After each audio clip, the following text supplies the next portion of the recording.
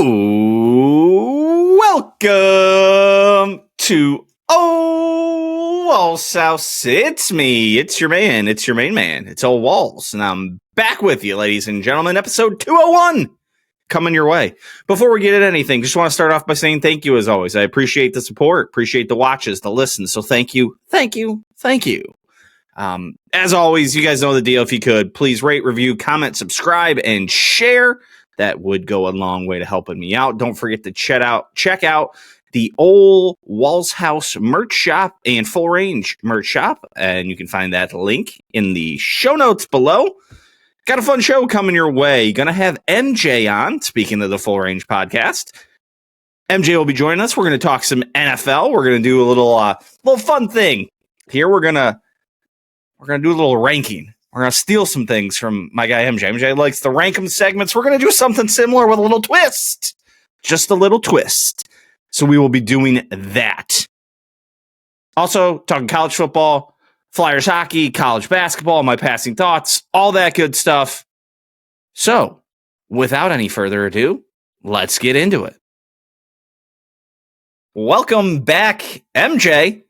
Fresh off completing year one of the FullRange Pod. You're doing seasons. I like the season setup, not just following the trend and just putting number and just continuing. You go season 2, episode 1 just dropped this week. Yeah, it sure did. Or last week, rather. Yeah, I just felt like the stuff that we talk about with like mental health and physical health and stuff. There's a lot of like seasons aspects when you're going through things in life. So I thought that was a little fitting. And if there's ever a time where it becomes a little bit too much or maybe bigger than what it is, I think it would give me some flexibility in taking a break a little bit too. So that was kind of the point of that. But I appreciate the shout out. I like it. Also, MJ, we're going to talk NFL football tonight. Yeah. We're going to kind of do a mid-season and recap with a tiering list. I've come up with 6 tiers. Before we get to that, I just want to make a note of one thing. John Cena's final appearance on Monday Night Raw tonight. That's crazy. In just a few minutes. Don't forget to check that out. So. Oh my! I knew he had like the last time I heard like 2 or 3 things left, like shows or whatever. And I know one of them was. Well, at least 2 of them, I think, were the pay-per-views. Yeah, I think it's like this. Survivor Series or wait, no. Is that what it was? Survivor Series and then the Saturday night main event? Yeah, I think that's it. And then that's it? Yeah. Crazy. Nuts. Yeah. So, yeah, don't forget to check that out tonight. I will. So, all right, MJ. We're going to do, like I said, mid-season recap with a tiers list. I have come up with 6 tiers. Okay. For the NFL teams this year. This kind of came to me. I was talking, 2-3 weeks ago about like the NFL teams. And at that time I'd said like there's like a dividing line midway through the season, like good teams, bad teams. So I broke it down a little further. So I have 6 tiers here. I'm going to read those to you. Okay. Starting at the bottom, the worst tier titled ass. Teams that are just ass. And there are a few of them. Yes, there is. Next, nothing creative here. Just teams that are bad. Maybe not ass, but bad. Okay. All right. Third tier. Teams that are, I have this labeled as frisky, but not good. Frisky, but not good. Okay. Fourth tier. Maybe kind of good, but probably just okay. Okay. Maybe kind of good, just okay. Fifth tier, good. Like I liked a little symmetry there with bad. Yeah. And then the top tier, legitness. That's legitness. Yeah, it is. So there we are. So we're going to go around division by division and just kind of start throwing these teams in there. We may reassess at the end if we feel like we need to. And we'll kind of just maybe if there's something we feel like we need to say about that team. Yeah. So I'm going to start us out with what I think's a pretty easy one. The New York Jets. They're ass. They indeed are ass. I agree. They're really bad. Real quick, I'll keep this under 10 seconds. I don't necessarily appreciate the hate that Aaron Glenn's getting in his first year in New York. Don't love that. But they're a bad football team. Mm-hmm. Bad football team. And then not bad. No, not bad. They're ass. Yes, they're ass. Yes. And they just unloaded here this week, too. The future might be bright. Never know. It could be. They got some picks. Next up in the division, the Miami Dolphins. I think last week we would have said ass. Mm-hmm. This week, after they just beat down the Bills, there's a conversation that maybe they're just bad. Yeah. I'm still going to say ass. Okay. Just one of those games. Yeah. I thought they were going to be one of the top 6 worst teams in the league. When we talked a few months ago in like the NFL preview season, I still think they're ass, dude. I just think it's the NFL and you're always going to, the squirrel's going to find a nut every once in a while. Yeah. Division game, like you're going to just have those sometimes. I think the Dolphins any given Sunday. Ass. Yeah. I think they're ass. Which takes us to the flip side of that, the Buffalo Bills. And I think we apply the same logic here, right? Like the Bills, I think the Bills are good. Yes. I think Josh Allen takes them to a different level. He's still a great quarterback. He played a bad game. There's no doubt about it. I think he interception and a fumble. Yep. But I think they're still a good team, and I think Josh Allen, if you're starting your franchise today for the next 10 years, you're probably still picking Josh Allen to be your quarterback, right? Yeah, 100%. Yeah. I'm sitting here debating in my head if they're good or legit. Oh, you want to go legitness? Yeah, I just, there's nothing wrong with that team that tells me that they can't win a Super Bowl. So to me, legit would be a Super Bowl caliber team. Yeah. They beat the Chiefs handedly. I thought they looked really good, and the Chiefs have been playing really, really well. Did you see the stat? Because Josh Allen's 4-0 now against the Chiefs in the regular season, but 0-4 in the playoffs. Did you see the stat on what his defense gives up points per game? No. In the regular season, it's 25 points a game. In the playoffs, it's 33. Yeah. I know. It's hard, but then he gets all the blame. I hate those narratives, but yeah. Now you can put him in good. I think if I had to lean one way, I would put him in legit still. Okay. I'm good with that. I'm good with legitness for them. I mean, I'm a Josh Allen believer. Yeah. I think this is going to be an AFC championship year for him. Yep. New England Patriots, the division leading New England Patriots. By the way, this was a big surprise for me. I had them around 9-10 wins. I had 9-8 was my official year end. I talked about how much I like Drake May. I really thought the new head coach, new culture, new coordinators and stuff would take a little while longer. That's why I had them more around 500 this year. They're good. Yeah. I would put them in good. And I know that's kind of you got the Bills and legit and they're in second place, but to me, they're a really good football team. They have a really good defense, play smart, I would say an above average defense probably, and a good enough offense. And Drake May's playing really well, man. He's, Yeah, I like the Patriots this year. They could make some noise in the playoffs. I think they're a good football team. I agree they have to go to good because you got to prove it a little bit before I bump you up to being because legitness, like you said, that's a Super Bowl contender. Yeah. And I thought this week went a long way for them, going down to Tampa Bay and winning that game, prove something. But, and Buccaneers off a bye. Yeah. Also. And I know the Bucs are a little banged up, which we'll talk about, but yeah, that's a good football team. Yep. All right, let's go over to the AFC North. Let's go top down this time. I think the two most interesting teams in this division are going top down. The Steelers at 5-4, leading the division, played just a dog shit game last night. They're exactly where Tomlin wants them to be. Right around 500, baby. Right around 500. I think. Listen, I'm gonna say this. I know they're in first place. I think they're frisky, not good. I would agree with that.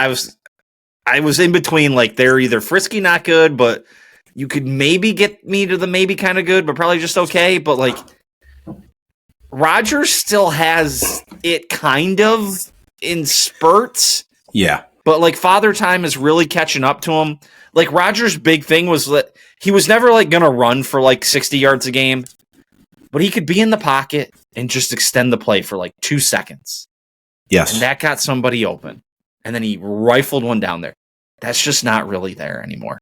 No. If he was on a better team, like if he's in the Peyton Manning scenario in the, what was that, the 2015 Broncos?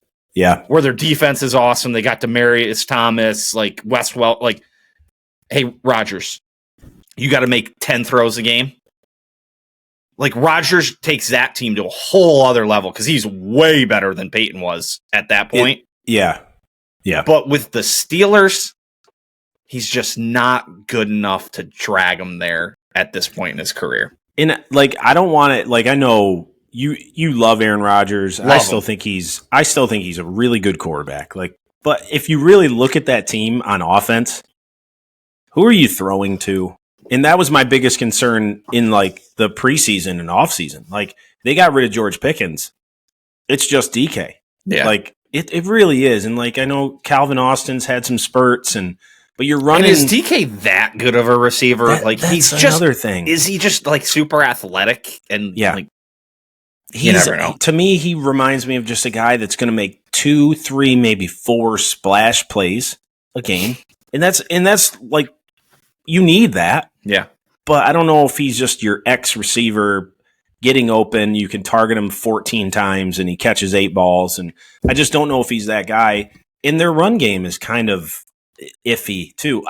This has less to do with Rodgers and more to do with the holes on offense. I know their defense is playing better, but to me, frisky, not good feels right. Yeah, for a first place team, because like they can go out and win a game like against anybody. Yeah. Yes. All right. Next up, a very interesting team, the Baltimore Ravens, creeping in. They're just a game back now of the Steelers. They've won 3 in a row, I believe. Yep, 3 in a row. They've beat the Bears, who are 6-3, by the way. We'll get there, but they beat the Bears, decimated the Dolphins on Thursday night, and just went into Minnesota in a team I was just kind of starting to believe in, and took it to them. The Ravens are good. Yeah, probably, right? Like, the Ravens are good. I don't care what they started. They're my Super Bowl pick. I'm still pounding the table. The Ravens are going to get there, and they're going to win this goddamn thing over the Rams. Remember, that was my pick. I mean, they probably have... I'm sticking with it, man. They're good. I'm not going to call them legit yet. Good. Their next 5 games are probably all wins. Yeah. Browns, Jets, Bengals. Burrow's probably not back for that one. I just saw he got activated to the 21-day window. Steelers at home, they'll win that. And then Bengals again. Burrow's probably back on December 14th would be the guess, but like, that defense can't stop anybody.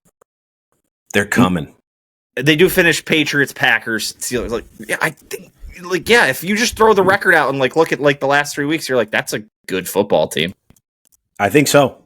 I'm going good. Are you good with that? I am good with good. All right. I am good with good. That leads us to the Bengals, who are 3-6. Yeah, they are. They're bad. They have,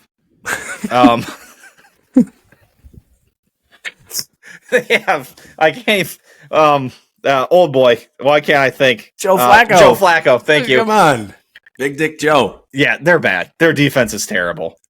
That's it, man. I mean, if Joe Burrow was around, you could probably get me to like, depending on how it went, like to the maybe good, but probably just okay kind of thing. But with 48-year-old Joe Flacco back there, I love him though, man. I do love him. I do love him just out there slinging her. How old is Joe Flacco, legit? I think he's 41. Is that I think. He seems 90. I mean, he's been around. He's 40. Oh, okay. All right. I was close. I think the teams thing, since he left the Ravens in 2018, he's been with the Broncos, the Jets, the Colts. Eagles, back to the Jets, Browns, Colts, back to the Browns, Bengals. I love it, dude. But everywhere he goes, somebody gets hurt. And he comes incredible. in, and he's just like, I'm here. And he finds a way to win and steal some games. If there's anything on offense, if there's weapons on offense, he's going to go to it. I love the guy.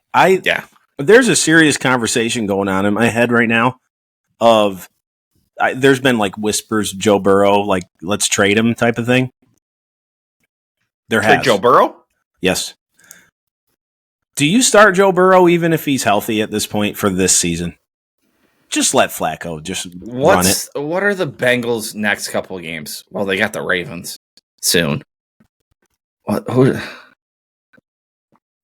a legit. So he's not going to start against the Steelers. The Bengals the Bengals just beat the Steelers. Say the Bengals beat the Steelers, they're 4-6. They could. Then they got the Patriots, Ravens, and then they go Bills, and then they go. No, you probably don't. Just throw Flacco out there, man. You never just know. let it go. Get a pick. Can it get worse? Like for the Bengals, really? Joe Burrow gets hurt. That's what I mean. Again. So to me, it's like Flacco has not let off the pedal with this offense. Like he's running it well. He came in just hitting the road. Like he's flying. Terrible. It's so bad. So I would there's a legit when did thought Flacco to me. come? Flacco came when they played the Packers. That was his first game?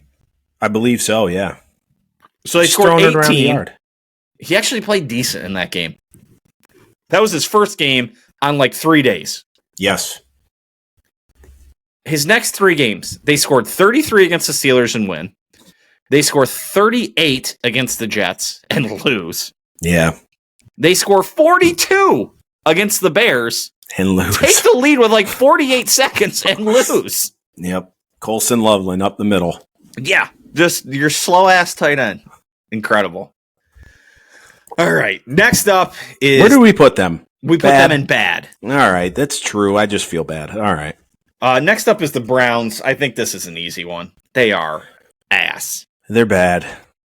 I feel bad for some of the defensive stuff, but they're ass. Yeah, you're right. They're ass.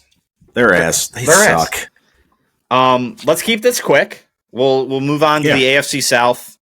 The Titans are first up. They're ass. Yeah. Sometimes I legit forget that they're in the NFL this year. And they're one of my favorite football teams. The Titans are ass. Yeah, just they're not there. They've got the rookie. They're running the rookie out there this year. It's just that's the way it goes for you this year. You're just gonna have to deal with it. You're gonna just get the shit kicked out of you, and that's what it is. These next couple teams are interesting. The Texans. Where did you have the Texans in your preseason? First place, 10-7. I had the Texans, Jaguars, Colts bunched between 6, 7, 8, 9, and 10 wins. It was all trying to figure out. And I remember us having a conversation. I know we'll talk about the Colts in a couple minutes. We had a legit conversation of are the Colts good? But then we were always no. Daniel Jones is there. But no, the Texans, I think. Frisky, not good. Yeah. Because that defense is going to keep you in every single game. That defense is really good. The best in the league. So I think Frisky, not good, is probably where they are right now as of week 10. They could make a play to maybe kind of good, but probably just okay. Yes. And if the season goes to shit on them, this is a team that could move. There is movement in this ranking, I will say. We're going to have to do this at the end of the season. Yeah, I'm working at this. Yeah. Because you can move around in this thing if I'm looking at it. Yeah, I mean they're probably gonna beat the Titans. That gets them to 5-5. But then they go Bills, Colts, Chiefs, Cardinals, who can beat people. Like, yeah, they could lose. They could win one game and lose 4 in a row. I agree. But and then all of a sudden you're 5-9. I feel like they're going to be frisky. They're going to be frisky in them, those games. Like, that's my next point. Is that like you wouldn't be surprised if it's like, oh, the Texans beat the Bills on a Thursday night at home. Yeah, it's going to be like 12-8 in the fourth quarter. You know what I mean? Like, it's just like they're going to be in there a little bit most times. I mean, hopefully CJ Stroud can get healthy and get back, and that helps a lot too. But the Jacksonville Jaguars. Oh God, Jacksonville.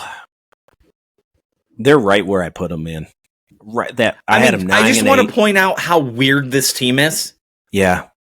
They lose to the Bengals week 1. Joe Burrow still playing. They beat the Texans. They beat the 49ers. They beat the Chiefs. Lose to the Seahawks. At the time, I don't think we realized how good the Seahawks were. True. Lose to the Rams. You've been on the Rams. Sneak by the Raiders in overtime when the Raiders go for 2, and get a blocked pass. Lose to the Texans. Lost the game. Yeah, should have lost the game. Lose to the Texans, and the Texans had to score 26 fourth quarter points with David Mills as their quarterback. Frisky, but not good. Like that's them. Like, that is the definition of frisky but not good. Just all over the place. I don't know if I'd go. I think they're maybe kind of good, just okay. That's where I would put them. I can't put them there. I feel like they embody the frisky, not good. Like, we don't have anybody in the maybe just okay group. No, we don't. We have a lot of ass and a lot of frisky, but not good at the moment. Yeah, I'm right in where you are. The frisky, not good to maybe just okay. I would probably bump them up, but I'm good with the frisky, not good, because you're right. They're very inconsistent. I just feel like they're slightly above what I trust. I trust them a little bit more than the Steelers and Texans. So that's why I think I kind of was leaning out of that box a little bit. But. Yep. AFC West, let's start with the Raiders. Ass. Yeah, the Raiders are bad. Poor Geno. What could have been in Seattle, probably. But the Raiders are ass. The Kansas City Chiefs. They're legit. They're legitness. Yeah, they're legit. They got off to a rough start, and they've corrected it, and here we go again. I said they could. My prediction, my bold prediction was they could be 0-4 to start the season. I think they were 1-3. 1-3. Yeah, that sounds right. I thought they would start slow, and they did, but I kind of figured they would turn it around, and they have. It helps when they start to get a little healthy and stuff, but I would put them in legit category. Next up in that division, the Los Angeles Chargers. The 7-3 Chargers. 7-3. They're good. I want to hear what you say. They're good. I'm not sold. I think if I have the Patriots as a good football team, I think the Chargers are. They remind me a lot of each other. What's the Chargers' best win? The Chiefs week 1. And that's a different Chiefs football team. It is. Man, do you want to go maybe? I feel like this is okay. Maybe okay, but maybe kind of good, but probably just okay. Like, there's nothing wrong with that. Like, that's not a bad football. That's probably a playoff football team. Oh, yeah. That may be okay, maybe kind of good, but probably just okay. That's a playoff football team. Like, I don't think there's any shame in that.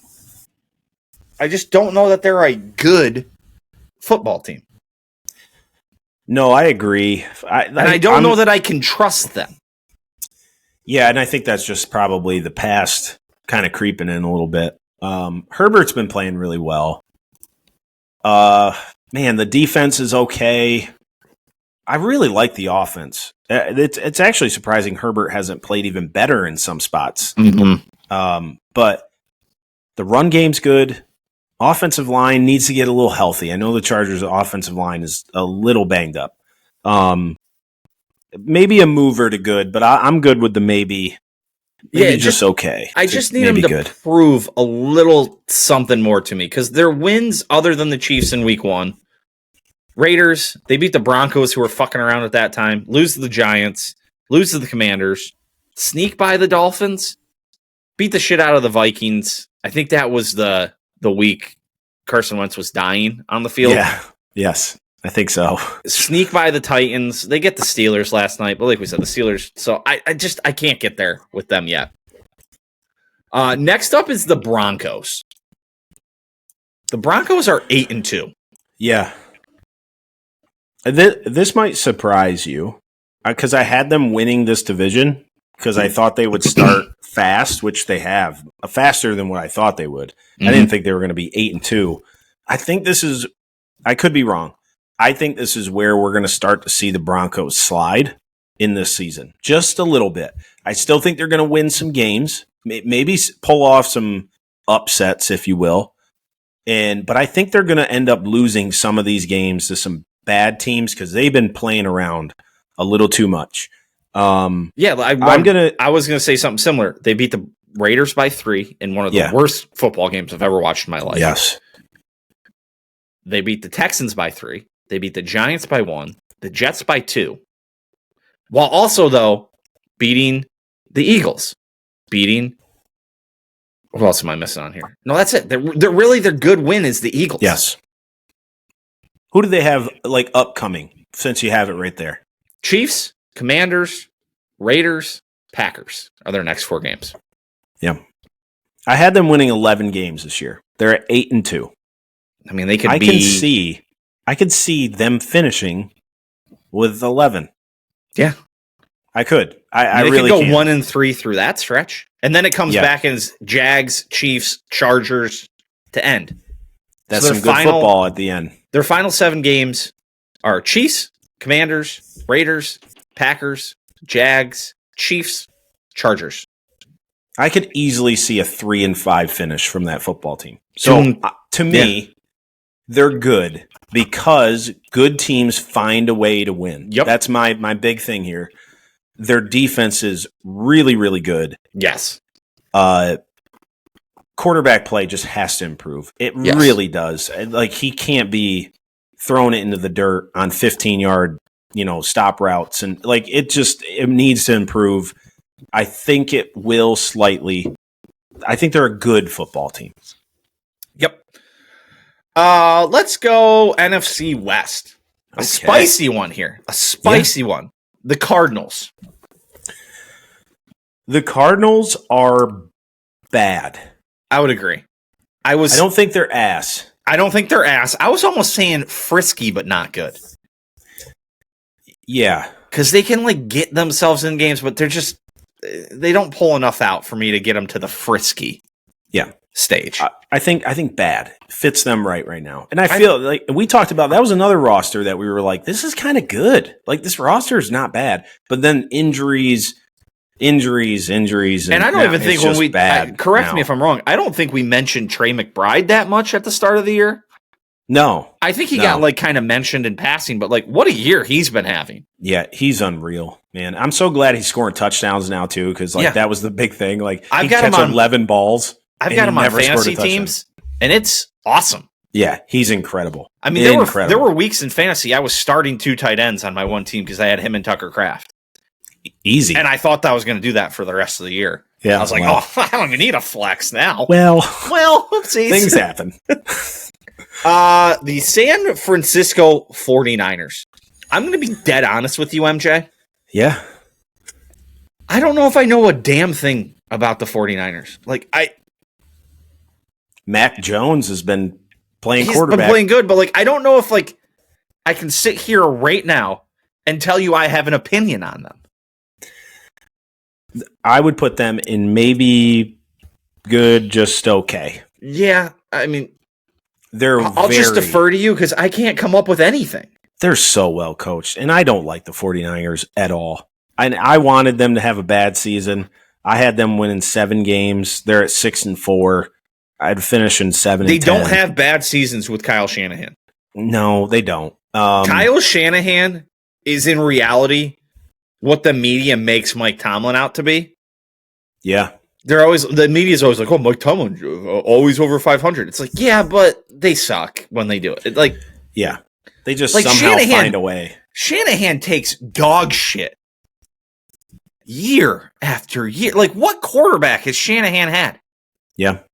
Brock Purdy and Jimmy Garoppolo impressive. And Mac Jones. And then he gets a couple pieces. Who's his best receiver been? Yeah, and that's what I was just going to say. You got to think Ricky Pearsall starts the year basically as their number one. Comes out. That's not a good number one either, by the way. No, but he lit it up in that offense. Juwan Jennings was hurt. Brandon Ayuk still not there. They have George Kittle. They still have CMC. And they just hit the road running. They pull out games, start winning games. And then all of a sudden Brock Purdy gets hurt. Ricky Pearsall's out. Here comes Mac Jones. Here comes Juwan Jennings from his injury. They just kind of put guys in and they just are good. Yeah. And that to me is the power of Shanahan, and that defense is so banged up. Losing Fred Warner and all these different guys, they're still good. Yeah, still good. It's an emergency room out there. It really is. It really is. 49ers maybe good, just okay to me. I'm good with that. That's me. Next, your LA Rams. They're legit. I have to agree. They're legit. I said this in the preseason.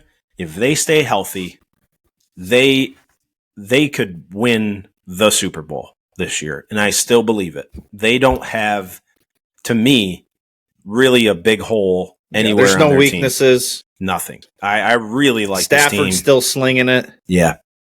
Devontae Adams is having a resurgence. To me, they're the most legit team that we've named so far. That's over the Chiefs and Bills. They're the more legit one. I got one coming for you, and I'm going to bat for this team. Okay. The Seattle Seahawks are legitness. Okay. I disagree. I'd put them in good. I think this is a team. I don't know. Maybe I will say this. I've got Smith and Jigba on a couple fantasy teams, so I kind of watch this team, and I've seen them the last couple weeks. And maybe I'm being a prisoner of the moment. But this team is impressing the absolute hell out of me. They put up points. The defense does their job. Their losses are to the 49ers early in the year. And where am I missing the other one? Why can't I find the other one? They had a bad one. Yes, they did. And why can't I find it? They lost to the Bucs by 3. That's it. I think they should have won that game. Yeah, that's it. I think the Bucs scored late. Yeah. Beat the shit out of the Steelers. Went to Arizona and beat them. Again, we've mentioned the Cardinals can do weird shit. They can.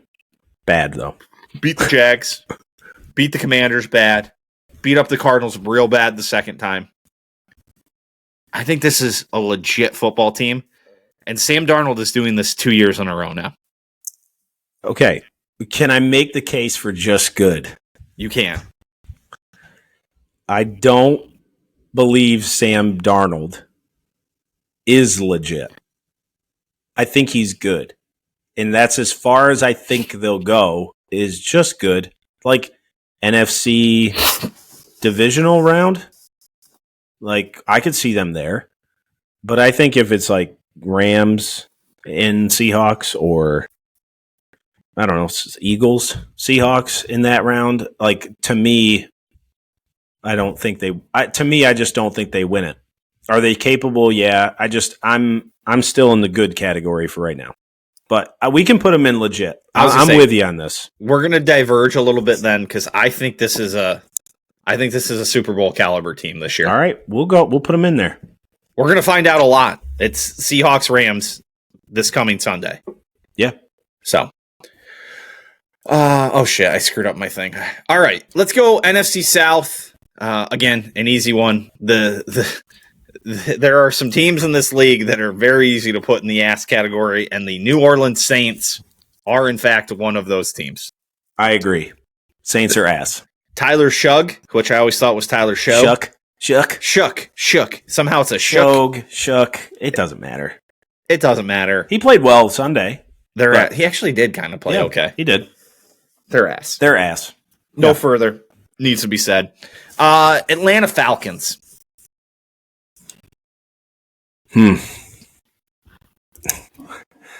They're bad. Are they bad or are they ass? I was considering ass, to be honest. I think they're just bad. Bad? I think that team is really good, but I don't know if the coaching is great, and I don't know if Michael Penix is good enough. It just seems like there's no purpose there. Yeah. And why does Tyler Algier steal so many carries from Bijan Robinson? Why? It doesn't make what it's what been is this, 2 years now year? of this. Is it 3? Is this Bijan's third year or second? Which one? Just second. Is this a second? Okay. I get the whole rookie year thing. Like, you just want to ease him in a little bit. Maybe he's got to get used to the speed. He doesn't need to get used to the speed anymore. No, this is his third year. All right. Yeah. He doesn't need even it worse. Anymore. That guy should be touching the football 25 times a game. I don't know what Tyler Algier has on the Atlanta Falcons organization, but he has been stealing carries. It doesn't make any sense. Where else was he? He's a good football player too. Like, I don't mind that he's touching the ball, but Bijan Robinson is in a different league to me. Okay, he's Bijan just always been with needs the to Falcons. touch the football. He needs to touch the football more. Oh, they came in the same year. Yeah. No, he came in 1 year before. Yeah, Algier was there before. Yeah. He had 1,000 yards the year before. He's a really good running back, Wally. I'm not saying anything negative about, but he only had 24 less carries the first year Bijan came to town. It doesn't make any sense. I don't know. Until that, they're bad. At least bad. I'm going to put them in bad. The Panthers. They're bad. No. I don't know. Are they frisky? I don't know, man. This one's a hard one. Do they beat the Packers throwing for 120 yards? They beat the Packers. They beat the Cowboys. Well, they beat the Falcons 32-0. Are they frisky but not good? I think they're frisky but not good. Rico Dowdle's having a good year. Good for him. Dowdle! We're going Panthers in the frisky. I think the Panthers are frisky. God. We are still very light in the maybe kind of good, but just okay. And yeah, good. That's okay. I think that's right, though. Because like you said before this, there's a kind of a line. Yeah. Yeah. Bucks. I think just okay. I really do. Yeah. And they're 6-3. That's a good record. I had them win 11 games, and I think they're going to be easily in the playoffs because of their division. Yeah, they still have. So they have a tough 2-week stretch here. They go at Bills, at Rams, but then they come home for 3 weeks against Cardinals, Saints, Falcons, go to Panthers, go to Dolphins, Panthers. Yeah. So they could lose 2 and be 6-5 and finish 12-5 very easily. I think they're going to not really prove anything in that last 6 weeks. They're probably going to have a top 3 spot. They're going to host the game because they're going to win the division. Yeah, yeah. I think they're maybe good, just okay. Yeah, I think that fits. Injury bug plays a factor there too. Yep. Giants, the New York Giants. Man, 2 weeks ago, Frisky, not good. I came up with like the Frisky thing, like in that stretch right before Scatabo got hurt. I think they're bad. They're bad. They're bad. I wanted them to be frisky because they had the whole like exciting whites like meme with the wine going on with Scatabo and Dart. Yeah, but they're just they're just not good. Yeah. No, this was a team that I thought would overperform a little bit this year. And they were kind of on the cusp of it. Yeah. And the defense is playing a little worse than it was too before. And now Jackson Dart might be out for maybe a week or so. So it's going to be, it could be rough. Never know. Yep. Next up in the NFC East is the Commanders. They're bad. They're bad. Yeah. I'm bordering ass. No, you know what? I'm going to pound the table. They are ass. Okay. I'll debate it. I'll fuck Dan Quinn. This is year 2, Dan Quinn. So it's guess what's going to happen now? Guess what's happening? I just read this today. He's going to start playing, doing the play calls on defense now. Yeah, that's going to fucking change something. Okay. It's your defense, Dan. Get over it, buddy. Your team sucks. Your quarterbacks can't stay healthy.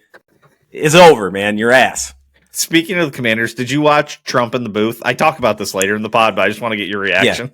Yeah. I only saw clips. God, it was something. Did you see the clip where they're like, "Do you want to be the play caller?" And he's like, "Yeah."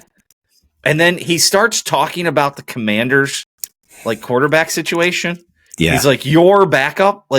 He didn't understand that it was a national telecast. No, he thought it was like Major League Baseball, where these two guys are the Commanders team.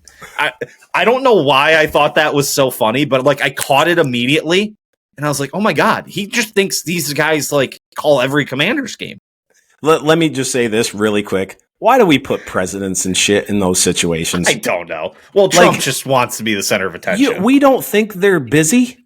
They don't watch football. And if they do, it's sparingly. They don't know. Don't put them on. Don't put any of them on the spot about that stuff. Come on. Well, what's the play-by-play guy was like, you know about Jonathan Vilma. He was like, yeah, big guy. He's like Super Bowl champ. He's he has no idea who he was. He's got the biggest muscles. It was awesome. The Dallas Cowboys. Well, your Dallas Cowboys. Yeah, my Dallas Cowboys. I think I got a spot for him, but I'll because of the other teams in there. They're bad. No, they're not. Oh my God, Wally, don't start this. They're frisky. Stop it. They're not. Come on, they're not bad. They are in a different level than the Bengals, the Cardinals, the Falcons, and the Giants. Okay. Steelers, Texans, Panthers? They're not in the same level as the Panthers? Stop. I'm aware they lost to the Panthers. Beat the Cowboys. And so did the Cardinals, and we have them in the bad category. It took 40 and a miracle to beat the Giants, who we also have in the bad category. And they play the Raiders next week, who are in the ass category. And that line is on only 3 right now. You wait and see, buddy. The Cowboys, if they lose that game, they're ass. So I'm going to put them in bad. Yeah, but oh man, I'm now look at the schedule, and I thought I was going to make an argument here. Just stop. We need to stop this narrative. It's really only the Packers game, and that was a tie, Wally. Yeah, that was a tie. I really wanted to put them in frisky. The Cowboys stink, but they are kind of frisky because their offense scores 1,000,000 points. Sometimes. I mean, their offense has scored 20, 40. 14, 40, 37, 27, 44, 24, 17. Yeah, it's cool, man. It's really cool. All right, I'll put them in the bad. They're bad. They're bad.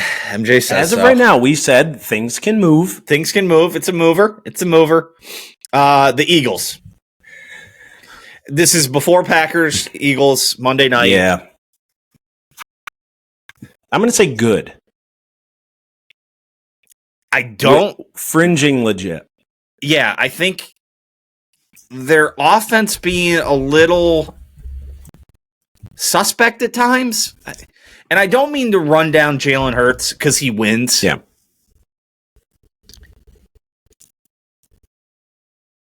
here, we started the episode on this, talking about Aaron Rodgers in certain situations. Put Aaron Rodgers on this football team. Could be fun. Could be like A.J. Brown, Devonta Smith. Like, I think you get a lot more out of them. Mm-hmm. And you can still just turn around and hand it off to Saquon. Like, who's had kind of a bad year. Yeah, but that's the best set of offensive weapons Aaron Rodgers would have ever had in his career. Oh, yeah. Oh, 100%. Easy. Like, you don't think Aaron Rodgers... Right now, Aaron Rodgers could be 6-2. Like, that's my only thing. And I don't want to knock Hurts because he wins. He gets it done. He's won Super Bowls. Like, but yeah, I'm with you. Good. I can't... Fringing legit, though. Fringing. They're going to be there. They're going to get to the NFC title game, I feel like. So it's like, so. Hey, go out and beat the shit out of the Packers tonight, which I think is going to happen. I think we're going to probably look back and be like, legitness. No. I hope no. Another really interesting division. Our final division. The NFC North. Let's start at the bottom again. The Vikings. Man, I think frisky, not good. Yeah, because they're not a playoff team. But man, they can get after you sometimes. You know what I mean? Like they can play. It's just there's just weapons not there yet. Yeah, there's weapons offensively. The defense can get to you. Almost maybe not good, just okay. But frisky, not good, I think is right for them right now. The only reason I can't put them to maybe kind of good, but probably just okay, is every time McCarthy throws the ball, it looks like he is trying so hard to throw it. Yeah. Like, you know what I mean? Like, there's the quarterbacks that it just looks easy. And then there's the guy, like, it just looks like he is trying really hard to throw. Like, I don't know if that makes any sense. No, I agree. And he's impressed me at times. And then other times I'm like, oh, okay. He stinks. Wait a second here. I don't know what's happening. Yeah. I don't know. Yeah, I think frisky, not good is the right spot for him. Yep. The Chicago Bears. Man. Am I going to put a 6-3 team in the bad? Ugh. I don't think they can be bad. I don't think they can be bad. I don't think they can either. They're not frisky, not good. Let's just walk through the results so far this year. They beat the Vikings. Or sorry, they lose to the Vikings. I apologize. Lose to the Vikings week 1. Hang around. Get the doors blown off them by the Lions. Beat the Cowboys, who we've called bad though. Yep. Beat the Raiders, bad. Ass. Or sorry, the Raiders are ass. Yes. Yeah, they're ass. ass. Beat the Commanders, ass. Beat the Saints, ass. Mm-hmm. Lose to the Ravens pretty convincingly. Takes a miracle after blowing it against the Bengals, who we have as bad, but borderline ass, I believe. Beat the Giants, who we have as ass. They don't have a single win against a team we even have to frisky. You're right. So are they bad? That's what I'm saying. Are they just the best bad team? They're at best frisky. I mean, we can put them there. That's at best. That's what I'm saying. They're to me, they're by far the bottom of the barrel, maybe just below the Panthers of the frisky, not good. Here is the remainder of their schedule. At the Vikings, host the Steelers, at the Eagles, at the Packers, host the Browns, host the Packers, at the Niners, host the Lions. Man, they might win 1 or 2 more games. Yeah. I think they're bad. Do we want to move them to bad? That's what I was leaning there first, but you kind of made me say like maybe 6-3. Their only wins are against ass teams. Ass and bad. That's it. Cowboys, Giants. Then you said Raiders, Commanders, Saints. Yep. Their bad team that they beat was the Bengals, who we have as bad. Yeah. Probably only because they have Joe Flacco and we like Joe Flacco. And Giants and Cowboys are also in the bad category and they beat them. Yeah. I think they're bad. They're the best bad team. They might kind of need their own. They should probably be frisky but not good just because of their record. Yeah. But I don't think that's what we're saying here. No, I think they're just bad. Yeah, I agree. I think the wheels are going to fall off. I think so too. Okay. The Lions.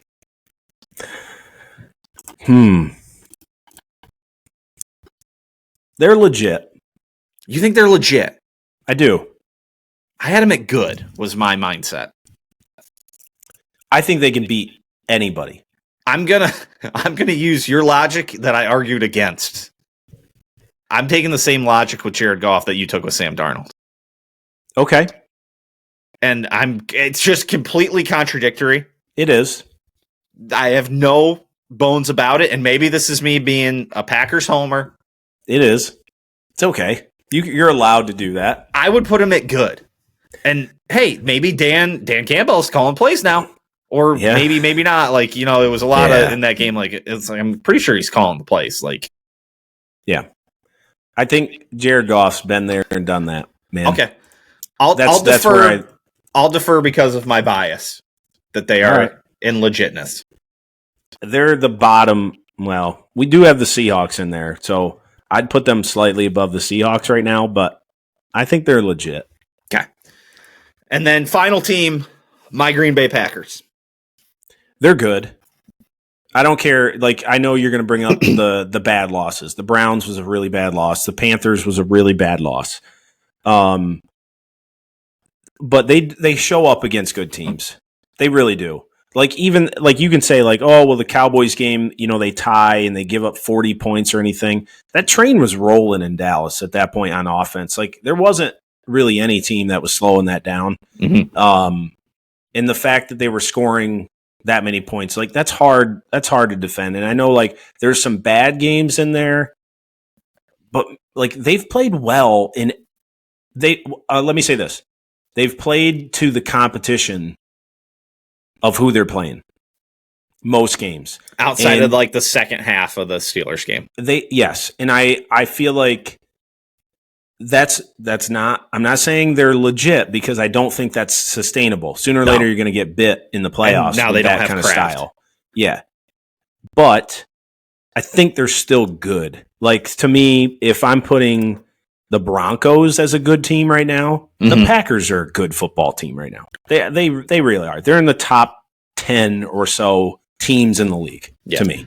As I looked at the good, the Pats, the Ravens, the Broncos, the Eagles, the Packers belong with that team.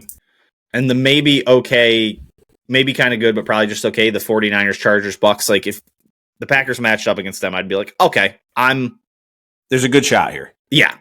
Yeah. I will say their performance tonight can either solidify them as a good team. And I don't even think they have to win tonight to solidify as a good team. Like, just play a competitive game. If they get the doors blown off them, they've moved back to the maybe kind of good, but probably just okay. Yeah, I agree. But I think they're going to win tonight. So that's my opinion. So I think go Pack go. Packers are a good football team. Okay. That's what I think. All right. Let me see if I can share this. I had to do this on a different thing. See if this comes up. And that wasn't bad, man. I feel like we evened it out a little bit too. That was good. Yeah, it wasn't bad. Okay, here we go. I can share, I think. Let me... Oh, you can share. Maybe, kind of, for sure. No, that's not what I want. Yeah, got it. Okay. Give me the different option. See, now MJ, now we've got a problem. I don't want full screen. I want to just do it this way so I can see both. Okay, we might be able to pull this off, MJ, so we can walk through this. We need a producer on we sure show, do. You know what I mean? Like somebody just in the back that we could be like, "Hey, Johnny, pull that up for me." You know? Here we go. See, right on cue. It's there. So this is the tiers. Dude. Now the problem is, can I switch the page? So this is my tiers. Oh, there it is. It's beautiful. there are ass teams. So there are a lot of ass teams as we go back and look through. Jets, Dolphins, Browns, Titans, Raiders, Saints, Commanders. By the way, graphics done by yours truly here. Those are our ass teams. Bad. 5 bad teams. So that's 12. I didn't count this out. So there's 32 teams in the NFL. And I said the starting vision of this was there's basically a line in the middle. Yes. Frisky but not good. Another 5 teams. So 17 teams we figured out, MJ. Basically the bad teams. I mean, I think that's typical, first of all. And, I think this is right. I think we nailed it. And then we go maybe kind of good, but probably just okay. Our lightest spot there with Chargers, 49ers, Bucks. And I think all those teams are teams that could move. Yes. They could move to the frisky, they can move to good, or maybe even legit, maybe a couple of them. I will say the first 3 segments and the last 3 segments, there's a lot of movement within those. I don't think there's any movement. Frisky but not good is the top as far as some teams are going to go. Yes. I don't think any of these teams really are getting below maybe okay. Maybe kind of good, but probably just okay. I agree. Yeah. Unless something really tragic happens with injuries and yeah. And then our legitness teams. Bills, Chiefs, Rams, Seahawks, Lions. 2 from the AFC, 3 from the NFC. You could probably, toss Ravens maybe could bump up depending how they end the year. Eagles could bump up. So I think we did a pretty good job, MJ. I think so too. Seahawks still bother me, but that's you. That's all right. I know. Okay. I went to the floor for that. And I don't mind. I don't really like the Seahawks, but they are a good football team. So I don't have a problem with you bumping them up to legit. I used to hate the Seahawks, but I've just got Jackson Smith and Jigba on a couple of fantasy games. God, he's cool. I've just watched him light it up. And he's it's just fun to see all the Ohio State guys. He catches 10 balls a game. Yeah. It's awesome. And then he's only scored 3 or 4 touchdowns this year. One was yesterday.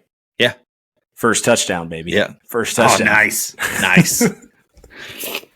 So, yeah. Well, MJ, we did it. All right. Go Pack, go. We'll be back. I'm doing my first Monday night addendum of the year. Catching a Monday night game.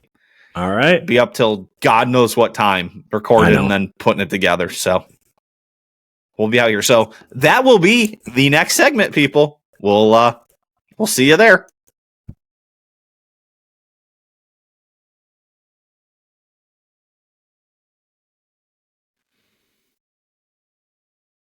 Seven points.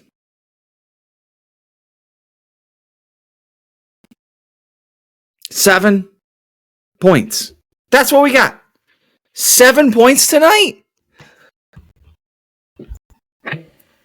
It's just, I don't know, man. I don't know. The defense played their balls off again. I just want to read through some of the numbers the defense has done this year. 13, 18, 13, 40, 18, 23, 25, 13, 10. They have lost games where the defense has allowed 16, 10. Actually, the 116. Was there something in the Panthers game that wasn't actually their fault, essentially?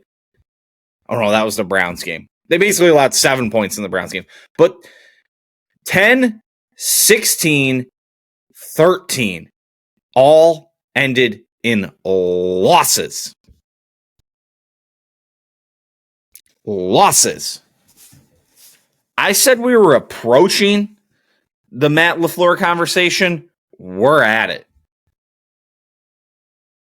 He for sure needs to give up play calling. The only time the Packers had success tonight was when he got forced to be aggressive when they went down 10-0. I just don't know what the plan. It's just the line is terrible. Banks was getting blown up all night. Now Jenkins is down with God knows what. Jordan Morgan stinks. Glad I had to go through the trouble of getting FUBU.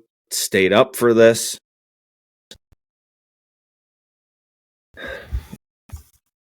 MJ forced me to put the Packers in good tonight.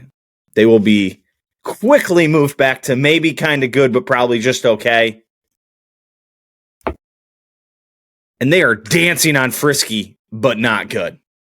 Dancing on it at this point. Where does that put them in the standings now? They below the... With the tie, does that make them below the Bears? It hasn't updated. 5-3-1. Yeah, they'll be below the Bears. Yeah, they're back to third in the division. Yeah, because their win percentage be 5 divided by 9. Yeah.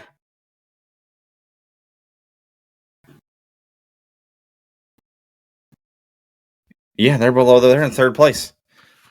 Are they even in the playoffs at this point? Eagles, Lions, Bucks.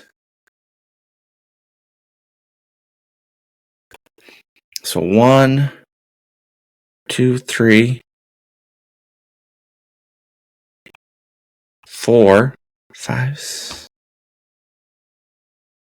No, they're not even in the playoffs, are they?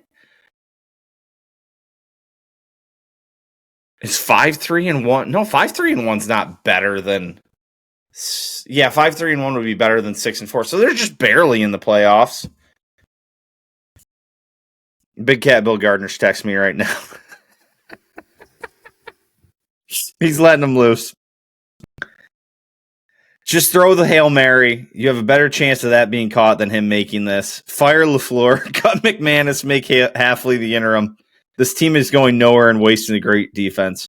They've given up 39 total points in their 3 losses this year. I just talked about that. Just a debacle. An absolute debacle. The wide receiver room is decimated, obviously. But the line's a disgrace. They're making dumb mistakes. We lost 25-some yards, 22, 25 yards, because we're covering up a guy who comes in and reports eligible. Like, what are we doing? Now Dobbs is out. Jenkins is out. Golden's out. Jaden Reed's out. Tucker Kraft is out. I said the Packers season was over last week. I mean, Jesus. What is it this week? I mean, the only good thing you can say is the Packers are playing the Giants next week. But after that, it's the Vikings who can, like we said, they're in the frisky but not good division. Then it's the Lions. They're going to get their fucking doors blown off them by the Lions on Thanksgiving. Awesome. Awesome way to ruin my favorite holiday. The Bears twice, the Broncos, the Ravens who are streaking, and then the Vikings again.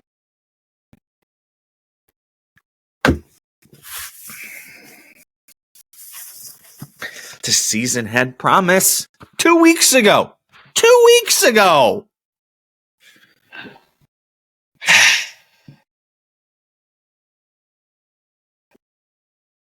We're there.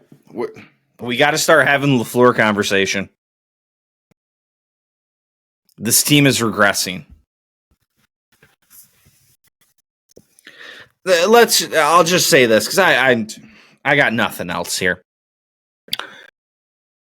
The tush push, like I sat here and said the Packers were bitches for bringing up banning that play. And I've said this all year, like the one time it was ran, and the Packers got away with 1-2 on the first sneak they did. But the Eagles on the tush push is the most egregious offsides you see every week, week in, week out, week in, week out, week in, week out. Like, if you can't officiate the play, you can't have the play. They're like close to a full second offsides. And the officials are just like, oh, I didn't fucking see anything. Didn't see it. So, and obviously, that's not the reason the Packers lost. The Packers lost because their offense is a absolute clusterfuck. But if you can't week in and week out just call people offsides who are clearly offsides. Troy Aikman said it the second it happened. He's in a booth at Lambeau, 800 fucking yards from the field. You got to just officiate it correctly, and I'm fine with it. But they're lining up offsides half the time. They're jumping by miles. And then someone just smidgely gets by the ball on the next Packers. And they're like, we're going to call that one. Like, that's the problem. Is that they've allowed so much kind of little offsides. Oh, yeah, let that right tackle take a little quick step back before the ball is actually snapped. But the Eagles is so blatantly jumping on the tush push, you can't allow it. That's all I got there. But, yeah, we're there. The LeFleur conversation has to happen. Like, you got to be like, dude, you got to do something different. The offensive play calls are horrendous. You want to be this team that establishes the run, and you can't. You just don't have it in you. So, got to figure it out. Got to get right with the Giants and the Vikings, because the last, what's that, 6 weeks of the schedule it's coming. It's coming. College football time. Again, sorry, people. I don't have a ton to say about college football because I wasn't able to watch a lot of college football. YouTube TV, Disney, ESPN, ABC, still got their thing going. I do have, again, more to say about that this week. So I didn't see a bunch. I mean, you just go through, some of the other games. Texas Tech beats up on BYU. Didn't see it. Miami beats up on Syracuse. Oregon sneaks by Iowa. Actually, that game wouldn't have even been on ESPN, but I didn't watch that one. But what a ugly looking game that seems to be. Yeah, Dante Moore, 13 of 21 for 112. Iowa outthrows them 10 of 18 for 138. That game started with a safety.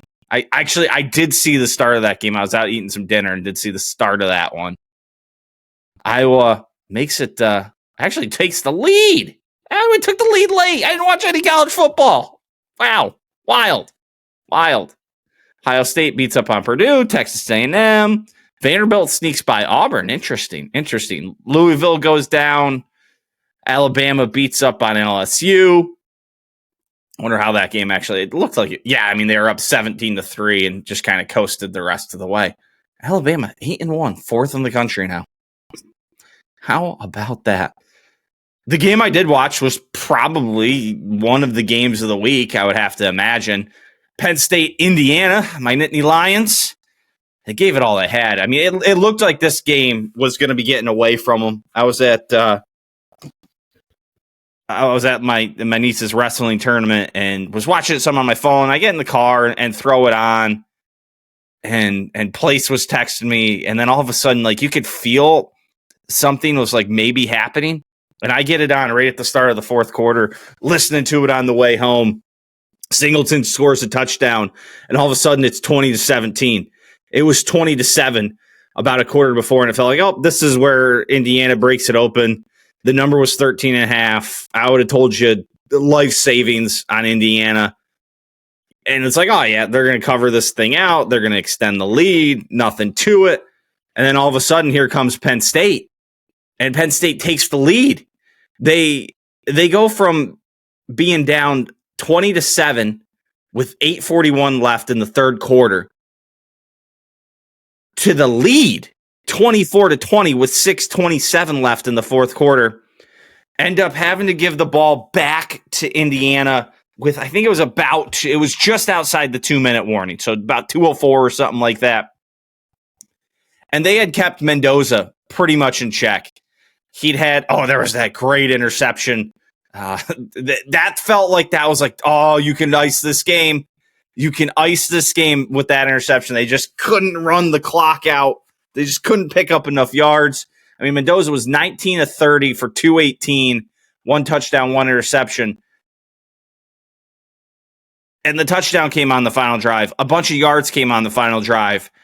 If that dude was looking for, and we're not talking about anything that nobody else has said, but sometimes you just have to repeat the obvious.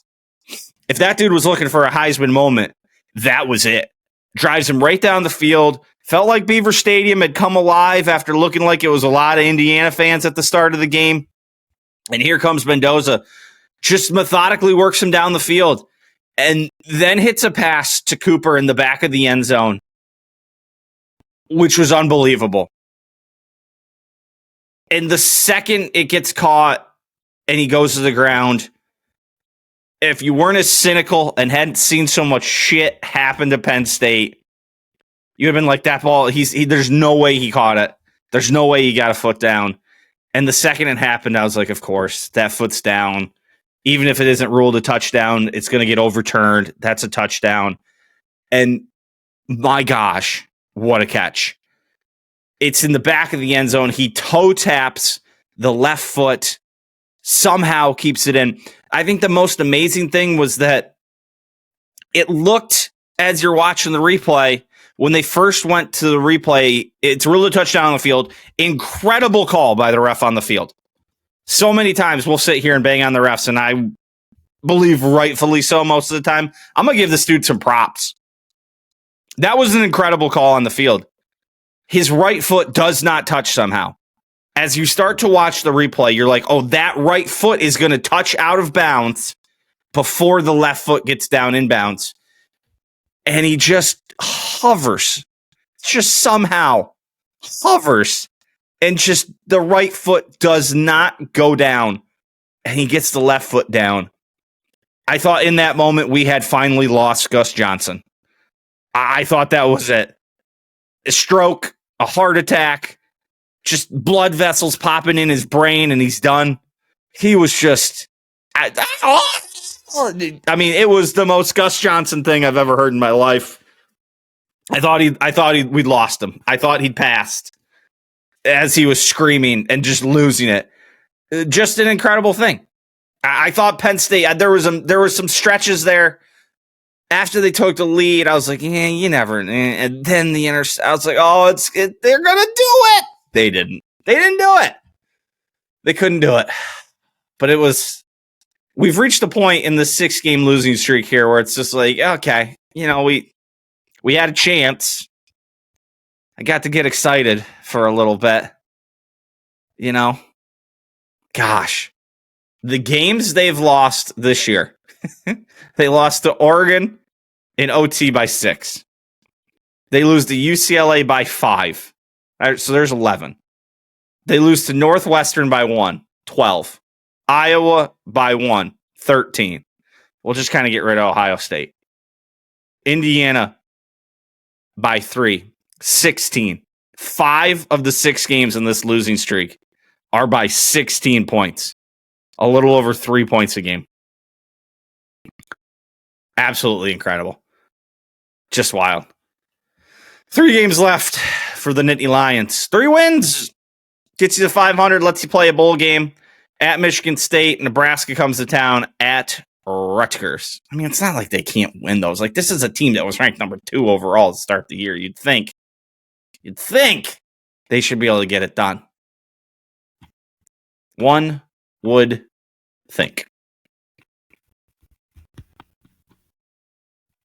Who knows? Probably not. All right, let's move on. Let's talk some Flyers, and we'll even touch on a little college basketball here in this segment. Flyers bounce back a little bit after a rough weekend. I think last I spoke to you, they just dropped. Felt like there was a good thing going. They'd won 3 in a row, and then they dropped 2 over the weekend, last weekend, to the Maple Leafs and the Flames. So it was like, you got to really bounce back, get things going in the right direction. And here we come Tuesday against the Montreal Canadiens and get up 3-0 in the first period. just going awesome. Zegras with a sweet spinning behind the back pass in the first period sets up a great goal for Bobby Brink, I believe. Brink had 2 goals in that first period. And then just things start to fall apart. They get up 3-0. And it's like, what do we do? What do we do? What do we do? I don't know what to do. We're just going to freak out. We're just going to tweak. Oh, quick note here. Quick note so I don't forget. I need to say it. It looks like the MLB just agreed for a prominent U.S. sportsbooks are establishing a nationwide $200 betting limit on baseball wagers centered on individual pitches, prohibiting such bets from being included in parlays in an attempt to decrease the incentive for manipulation. Okay, back to hockey. Yeah, so, I mean, they're up 3-0 inside the first 10 minutes of the game. 7:50 in is Brink's second goal. Then the second period comes around, and the Canadians throw 4 on the board. Dach, Suzuki, Dach, Demidov. All of a sudden, it's like, oh, we're down? We're losing? ESPN Plus app was working weird, shocking. And I was watching downstairs. The roommate was upstairs, and all of a sudden, she had paused it and went to do, and then like tried to restart. Or no, it started buffering. So it tweaked out. So she gets out. She goes back in, and she's like, what the hell happened? All of a sudden, it's 4-3 from when the time the thing stopped working until it came back. But lo and behold, Grebenkin gets the goal in the third to tie it at 4s. And then Zegras comes out and just puts in a nice little goal in the shootout. 3 stops later, that's a shootout win for the boys. The boys. And the Flyers pick up a nice win there against the Canadians. They back it up with a 3-1 win against the Preds. Now, Saturday, they end up dumping one. You can't win every game in the National Hockey League. You can't do it. The Senators take them down in OT. But they fell behind 2-0 there. Big Michkov got a goal there. That's his second goal in 2 games. He got kind of run down by Couturier in like a post game little scrum, like talking about he needs to play the right way, and that was weird to me. This kid seems like a great talent. I don't know why we're running him down in the media. I don't know that much about hockey, so maybe there were some valid things there, but it feels like you keep that shit in-house. Either way, Flyers, 4th in the Metro, and currently in the wild card race. The teams trailing them. Red Wings have the same number of points, 1 extra game. Maple Leafs have 1 less point, 1 extra game. And then the Islanders are 2 points back in the same amount of games. And then the Rangers 2 points back, 1 extra game. So right now, Flyers in a spot here. Flyers looking like they're trying. They're trying to keep this thing going all year. Would love to see some playoff hockey. 3 or 4 years ago, I was talked into becoming a Flyers fan by T-Man and H-Man. They said, just do it. Just do it. Flyers have had a couple bad years. They're going to be back. They haven't been back yet. So, what do we got this week? We got a game Wednesday, Friday, Saturday. So, we got to wait. That's the thing about, like, hockey. It would be the same way in the NBA if I watched the NBA. But, like, you play a couple games, and then you got to wait a couple days. It gets you kind of get a rhythm going, and it's like, oh, we played Saturday? We don't play again till Wednesday. Okay. Like, at least with football, you have to wait, but it's like, hey, we play Sunday. And for that matter, like, just waiting till tonight, Monday night, I have to wait till Monday night for my Packers to play. Like, that sucks. But, like, hockey, it's like you kind of get a rhythm, and it's like, oh, wait till Wednesday. Then you go Friday, Saturday. Then you wait till Thursday. It's like, what? Huh? Wait till Thursday? And we got Thursday, Saturday, Monday. And then Wednesday. And then Friday. And then Saturday. Like, then it gets rolling again. It's like, So what do we got this week? Excuse me. The Oilers. I think they're good. They got that one dude, right? The Oilers are not good. I mean, they're fine. Got 6-4. 4 overtime games already. A bunch of teams with 4 overtime games already. Avalanche have had 5. Avalanche are 10-1-5. That's just 10-6, but that puts you in first in the division. I mean, nobody else has 10 wins in that division anyway. Is the 5 the most overtime games? Sure, as Flyers have. That's just overtime losses. They could have played more overtime games now as I'm just talking myself through that. Crazy. So Edmonton, not incredible. Then the Blues. I think the Blues stink. Yeah, 5-8-3. So not ideal there. So Blues Thursday. They get the Blues again next Thursday. Or Blues Friday, rather. And they'll get them next Thursday. And then the Stars on Saturday. The Dallas Stars. Ooh, they're pretty solid. So, seems like a couple of games you can win. Maybe a game you got to be tough in. So, but hey, they're battling. Zegras, pimp. Zegras is a pimp. What a great offseason move. College basketball is back. Once again, not being able to watch a whole lot of it. My Heels picked up a nice win. They've actually played 2 games now. They beat Central Arkansas game 1 on Monday. But then on Friday, they played Kansas and exploded in the second half. 58 second half points after being down 8 at the break. The Heels came alive. Caleb Wilson, a big fella, put 24.7 boards, 4 assists in there. Then Henry Visar. Henry, this guy's got to be Estonian. I would have guessed Dutch. An Estonian assassin, if you will. Henry Visar. He has 24-4. Seth Trimble had 17, 8-3, played 36 minutes, and played some great defense, apparently, but he actually fractured his arm on Sunday in practice, so he's going to be out for a while. That stinks, because he's a senior lockdown defender and apparently played a really nice game. I mean, one thing just to take note of right away here. Wilson, 30 minutes. Jaron Stevenson, who apparently also started at forward, 24 minutes. Henry Visar, HV. Let's just call him HV. HV had 38 minutes. Kyan Evans, 32 minutes. Trimble, 36 minutes. They go 9 deep with Zayden High, Luka Bagvak. Is there a way to... He's from Montenegro. Is there a... He's 22. Eligibility has been resolved. I don't know. There's no way to find out how to spell his name. He played 19 minutes, but Zayden High, 7. Derek Dixon, 8. Jonathan Powell, 6. That's a lot of minutes for your first 5 to play. I mean, you only got 13, 21, 40 bench minutes total. Only 40 bench minutes total. So, I mean, your starters played so many minutes. That can be tough. That can be tough to manage, especially when you lose one of your starters. Carolina doesn't play like another really good game. They play Radford, NC Central, Navy, St. Bonaventure in their next 5. November 27th. Is that Thanksgiving this year? Or the day before Thanksgiving? Probably the day before Thanksgiving. They play Michigan State.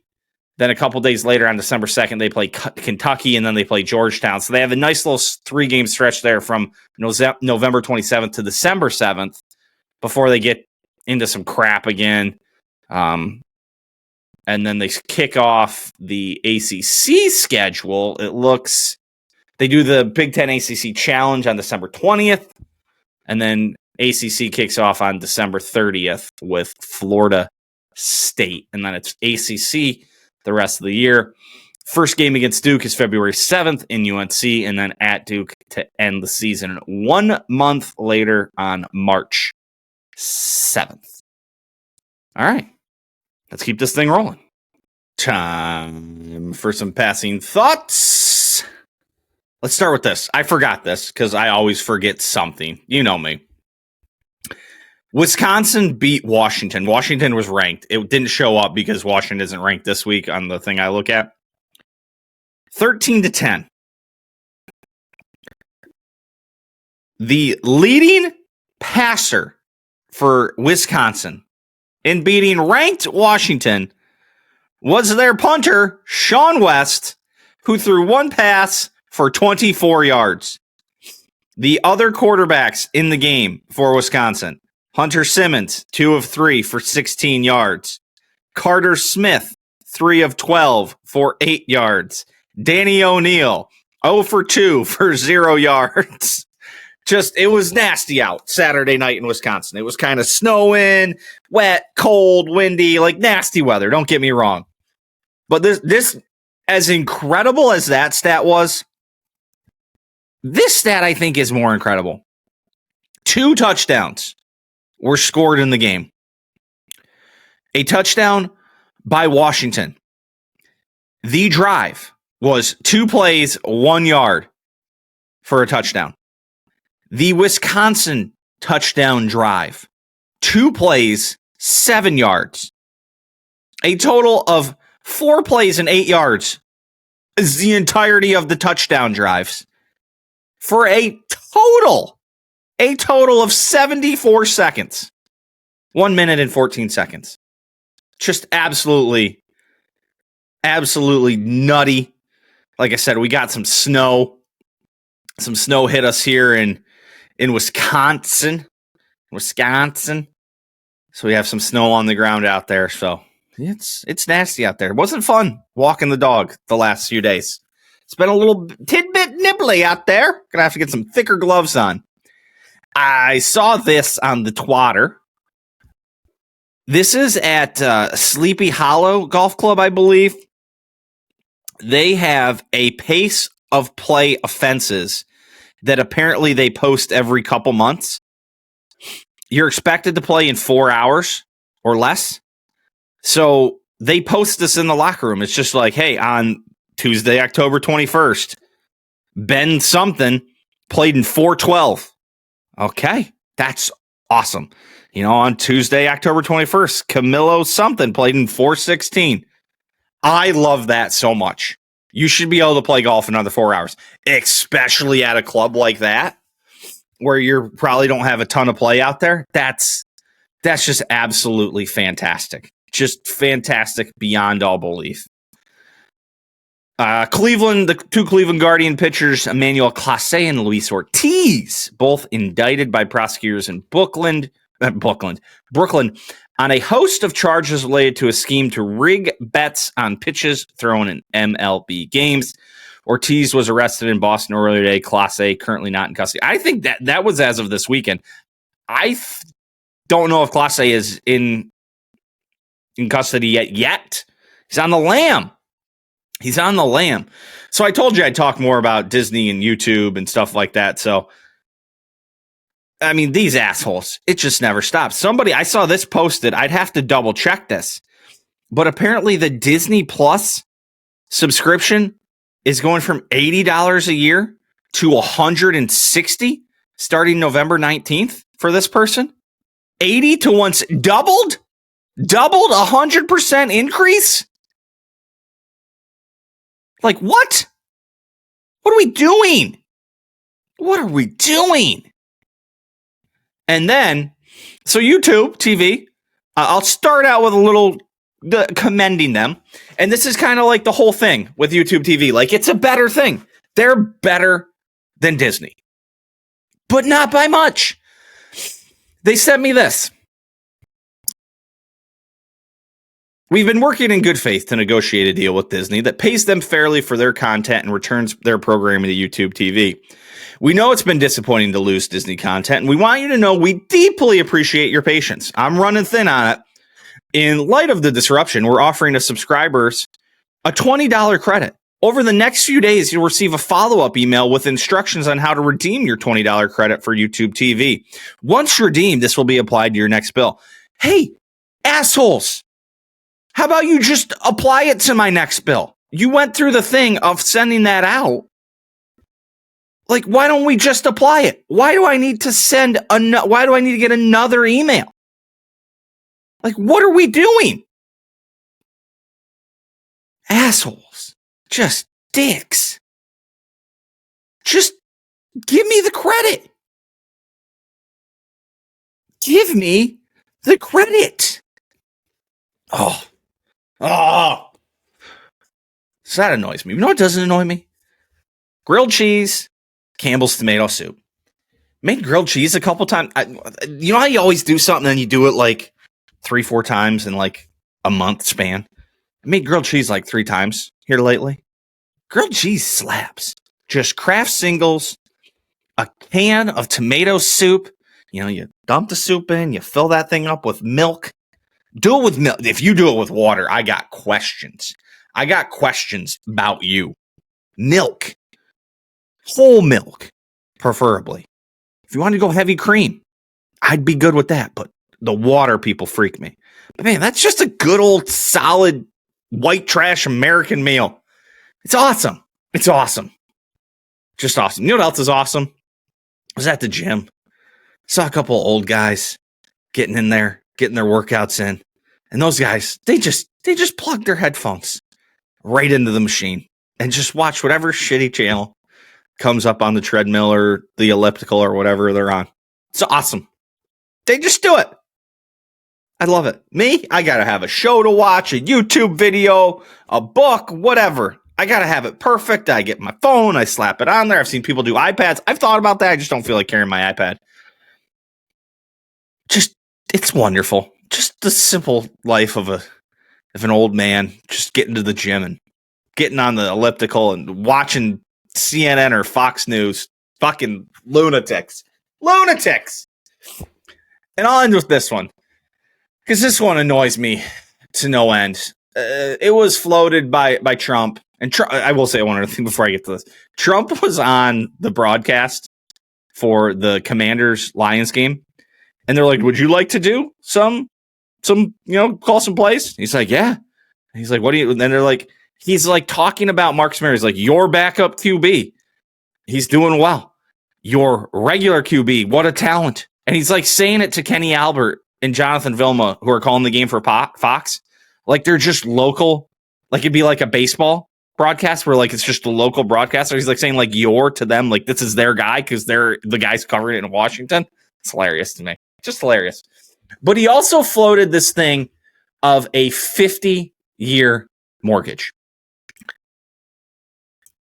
And I cannot tell you how dumb of an idea that is. It's not dumb for big banks and investment banks who like to buy up houses, but it's dumb for your average person. If you get a 50-year mortgage, just please don't. It is one of the dumbest things I've ever heard of. I'm just going to read you some numbers. You can do this on mortgagecalculator.org. I love this site. I always look at it. Don't ask me why. I'm a freak. I know. On a standard 30-year mortgage with today's interest rate, 5.98. I don't know. I'm not keeping up on the interest rates. This is considering a $300,000 house, 20% down. So your loan amount is $240,000. On a 30-year note, your monthly payment, give or take, no PMI, no property tax, no home insurance, strictly principal and interest, $1,435.84 a month. Over the course of the loan, with interest, with down payments, everything, you will pay $576,901. So you pay $276,000 in interest. Now, before we get out to the 50, I'd like to just point out what happens if you go to 20. If you go to 20, your monthly payment goes up to $1,716. Same down payment, same everything, but just 20 years. You end up paying $471 in total, $171,999, so $172 in interest. So you pay about $100,000 less over the course of the loan. Now let's take that up to 50 and just say the numbers to explain why this is such a bad idea. Your monthly payment comes down to $1,259. $1,259. Not even $200. Like $182 a month. Over the course of the loan, including down payment, you would pay $815,000. $815,895.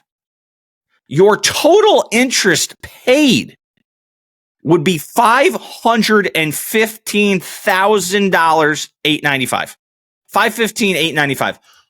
Almost the same amount you would pay total on a 30-year note. You would pay in interest alone. This is a horrendous idea. Banks loaning the money probably love it. Investment banks and other shitholes that like to buy up residential housing and rent it back to people probably love it.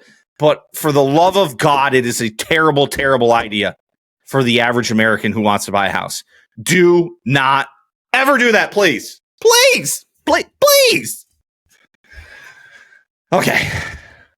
I think I'm done now. Yeah, let's go wrap this thing up. Closing time, everybody. Again, just want to say thank you to everybody.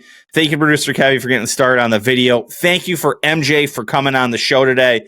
Really appreciate it. Thank you to everybody who watches. Thank you to everybody who listens. We'll be back next week. We got more football. We got more hockey. We got college basketball. We got college football. We got every other thing that pops to my mind to get out in the world for you. So thank you. Till next week. Peace.